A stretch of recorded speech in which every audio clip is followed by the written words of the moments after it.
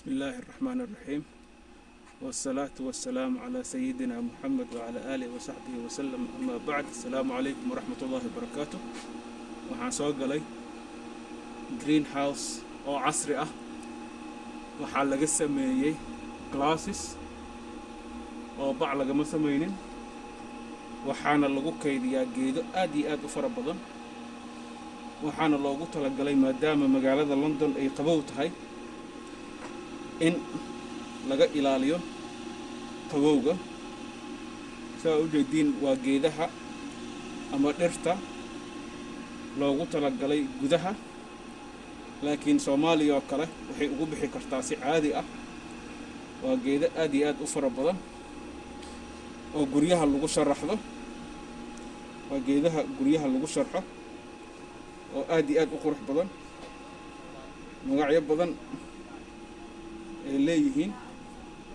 magacyada ay leeyihiin haddeer kulli ma wada xasuusto, laakiin in yar baan ka xasuustaa magacyada ay leeyihiin geedahan. geedka ugu fiican oo aan ugu jeclahay waxaa waaye kan wusaaqi. haddaad guryahaada ku sharaxatid aad iyo aad buu u qurux badan yahay. kanna spider la dhahaa.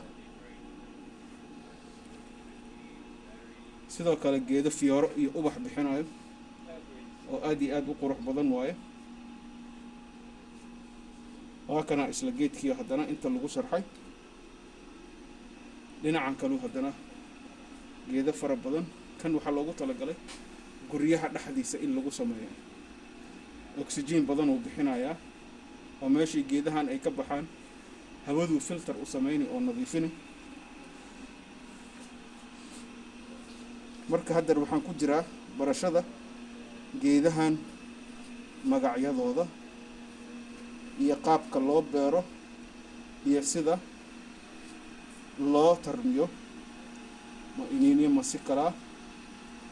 geedkan magaciisa waa ma aragtay waa makasay, laakiin waa geed la tidco wajida jiradkiisa 3 laamo ahaa mase 4.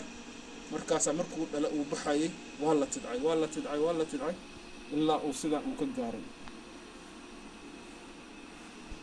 geedaha qaarkood waa caleemo waaweyn yihiin. waa kuwa guryaha lagu sharxo.